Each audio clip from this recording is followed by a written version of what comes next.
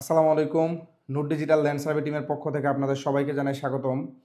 আমরা আমাদের আজকের ক্লাসের মাধ্যমে জানব কিভাবে আমরা আমাদের অনিয়মিত চতুর্ভুজ বা আমাদের যখন জমির বাহুগুলো সমান থাকে না এবং বিভিন্ন আকৃতির হয়ে থাকে, ওই আকৃতির জমিগুলো মোটামুটি আমরা কিভাবে পরিমাপ করে থাকি তার একটি নমুনা আমরা আজকে শিখব ইনশাল্লাহ। তো আমরা আমাদের এই পাশের চিত্রে দেখুন, আমরা আমাদের একটি জমির একটা ফর্মা নিয়েছি। যে জমিটি হচ্ছে আমাদের, যেটা হচ্ছে আমাদের জমির একটি লাইন বা বাহুগুলো হচ্ছে এরকম আমাদের লাইন। তো আমরা এই আকৃতির জমিগুলো মূলত কিভাবে করতে পারি তার আমরা আজকে একটি ডেমো দেখব, ঠিক আছে? তো আমরা প্রথমে এটা কি করছি, আমরা আমাদের এই চারটা আইল সীমানা নির্ধারণ করার পরে আমরা হচ্ছে এইখান থেকে এইখান পর্যন্ত আমরা একটি কর্ণের মাপ নিয়েছি, ঠিক আছে? এই কর্ণের মাপটা হচ্ছে 123 ফুট। তো আপনারা যখন এই আকৃতির জমিগুলো পাবেন বা আয়তকার আকৃতি বাদে যত জমি পাবেন, সর্বোচ্চ পর্যায়ে চেষ্টা করবেন যত ত্রিভুজে বিভক্ত করতে পারবেন, আপনার মানগুলো কিন্তু তত বেশি কি আসবে, অ্যাকুরেট আসবে, ঠিক আছে? তো কাজেই আপনারা যখন এই আকৃতি হোক বা আপনি যে কোনো আকৃতির জমি হোক, যদি আপনার চতুর্ভুজ যা আয়তকার আকৃতির বাইরে, যদি আপনার দৈর্ঘ্য ইন্টু প্রস্থর বাইরে গিয়ে যদি কোনো সূত্র ফলো করতে হয়, তাহলে আমরা কি করব, হ্যারেন্সের সূত্রটাকে সর্বোচ্চ প্রাধান্য দিয়ে কাজ করলে আমাদের রেজাল্টের অ্যাকুরেসিটা বাড়বে।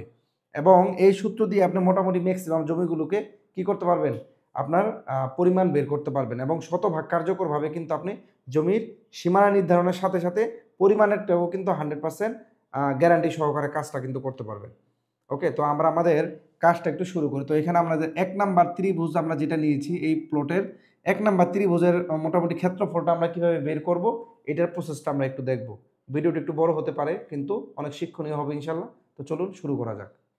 আমাদের এই আকৃতির জমিগুলো মূলত আমরা পরিমাপ করব হচ্ছে বিষমবাহু ত্রিভুজের আমাদের যে একটি সূত্র রয়েছে, সেটা হচ্ছে আমাদের পেজ নাম্বার 35, আমাদের স্মার্ট ভূমিজল ব্যবস্থাপনার পেজ নাম্বার 35। আমরা আমাদের এই বই থেকে আজকে আমরা মূলত আমাদের এটা আলোচনা করব এবং সহজভাবে আমরা একটু দেখব কোনোরূপ সূত্র আর কি, সূত্র প্রয়োগ আমরা S into S minus S minus B যেটা আমরা করে থাকি আমরা ওই প্রসেসে করব, কিন্তু আরও সহজভাবে আমরা এটাকে আজকে বিশ্লেষণ করার চেষ্টা করব কিভাবে করি। তো আমরা সর্বপ্রথম যেটা করব, আগে হচ্ছে আমাদের এই তিনটা বাহু আমরা আগে যোগ করব, ঠিক আছে? সহজভাবে একটু দেখি আমরা। 60 যোগ হচ্ছে 100 যোগ হচ্ছে 123, এই তিনটাকে হচ্ছে আমরা যোগ করে 2 দিয়ে ভাগ দিব, ঠিক আছে? এই তিনটাকে যোগ করে আমাদের 2 দিয়ে ভাগ দিলে এখানে আসতেছে হচ্ছে আমাদের 141.50, ঠিক আছে? 141.50 বা 141 ফুট 6 ইঞ্চি আমাদের এখানে আসছে।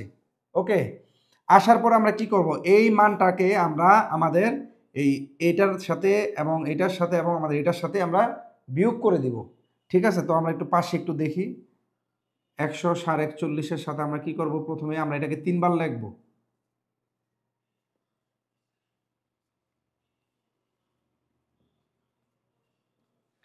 3 বার লিখলাম। 3 বার লেখার পরে হচ্ছে আমরা কি করব, প্রথমে আমাদের আছে এখানে কত, 60, আমরা এখানে লিখি 60, এখানে আছে 100, আমরা লিখি 100 এবং এখানে আছে কত, 123। আমরা আমাদের যেই কাজটা হচ্ছে বিষমবাহু, আমরা জানি যে হ্যারেন্স ফর্মুলার মধ্যে আমরা ভিতরে গিয়ে করতাম, রুট ওভারের ভিতরে, আমরা এটা বাইরে সাজাই নিব, তাহলে কি হবে, আমাদের জন্য আরো সহজ হবে। তো আমাদের দেখুন, আমাদের এখানে 141, 41.5 থেকে যদি আমরা 60 বিয়োগ দিই, আমাদের এখানে জায়গা আসছে হচ্ছে, আমাদের বাহু আসছে 81.50, ঠিক আছে? 81.50, পরেরটা আসছে হচ্ছে আপনার 41.5 এবং আমাদের এটা আসছে হচ্ছে আপনার 18.5। আমাদের এই তিনটা মান আমরা এখানে পেলাম। ওকে, এখন আমরা কি করব, এই তিনটা এবং হচ্ছে আমরা যে এখানে যেটা পাইছিলাম, এই চারটা মানকে আমরা গুণ করব। এখানে হচ্ছে তিনটা মান আমরা পেয়েছি এবং এখানে হচ্ছে আমাদের আরেকটা মান আমরা পেয়েছি, এই চারটা মানকে আমরা গুণ করব। তাহলে আমরা এখানে গুণ করি।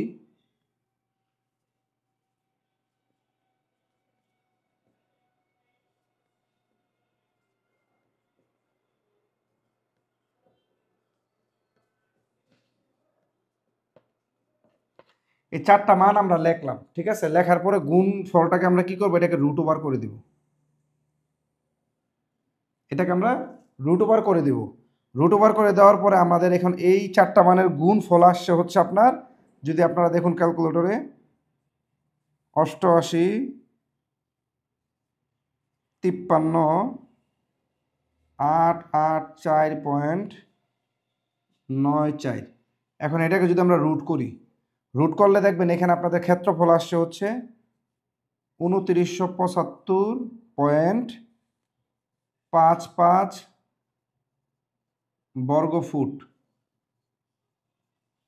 আমাদের এই আকৃতির জমি আমরা আমাদের এই ত্রিভুজটার মধ্যে আমরা জায়গা পাইলাম 2975.55 বর্গ ফুট আমরা এখানে জায়গা পেলাম। তো আমরা যদি এখন সূত্রটাকে ফলো করি, যে সূত্রটা মূলত এটা কি, সূত্রটা মূলত কি ছিল, আমাদের এটা সূত্রটা ছিল হচ্ছে √/(h ×